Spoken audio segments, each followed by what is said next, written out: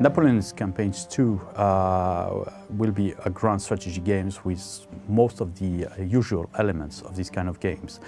That is, first you will have a huge map of the theater of operations. This is mostly Europe, but we also added some overseas areas to give more depth in the game and possibilities of different strategies. So, big map, a lot of regions, over 3,000 regions. Originally, the game was designed a few years ago by the studio as a set of different campaigns, each of them covering 1 year of the wars of Napoleon between 1805 and 1815. But something was missing in this product was that we didn't have a grand campaign, that is the possibility to play from the start in 1805 till the end, either victory or defeat of France.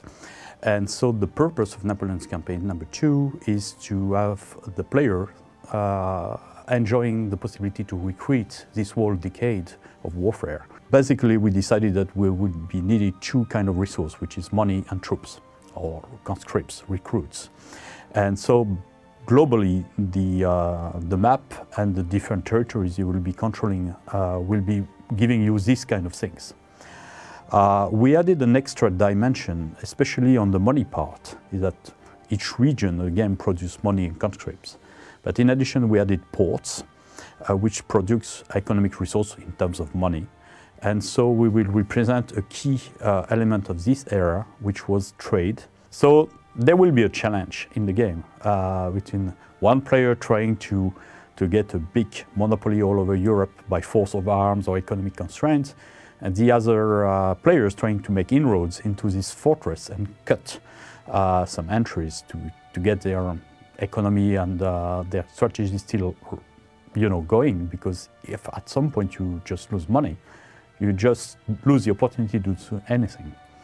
The idea we have in the design, which is kind of original, is that France can be kind of defeated, that it remains in the same borders like she starts with, but victory of the French will be victory of the Napoleonic family.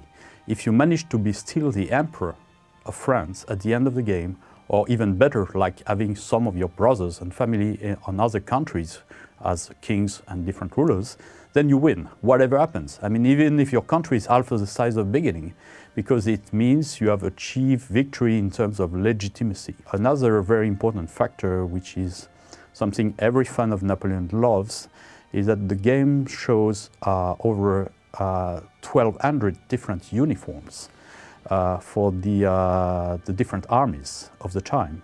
So you can see a brigade of British riflemen will be totally different from German hussars or Russian Cossacks.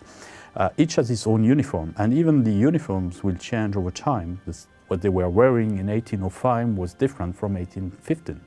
We also have, for example, regarding leaders, and the database of leaders is almost 2,000 characters. Nearly all of them, not all exactly, because we couldn't find source for everything, but most of them have their historical portraits. So we recreated them from historical paintings that you can see in big museums like the Louvre or Hermitage in St. Petersburg. And these portraits are in the game, so when you play with one of your generals, you see his face. And a lot of them start as a very low brigade general. And you will be in charge of choosing this general, putting them in command of starting small brigades or divisions, and then when they learn from the fights you will be handling, you will have the opportunity to promote them to higher ranks.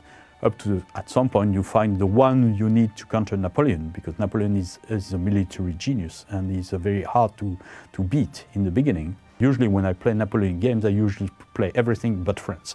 I like the challenge to be the underdogs initially. Okay, let's fight the big blue monster.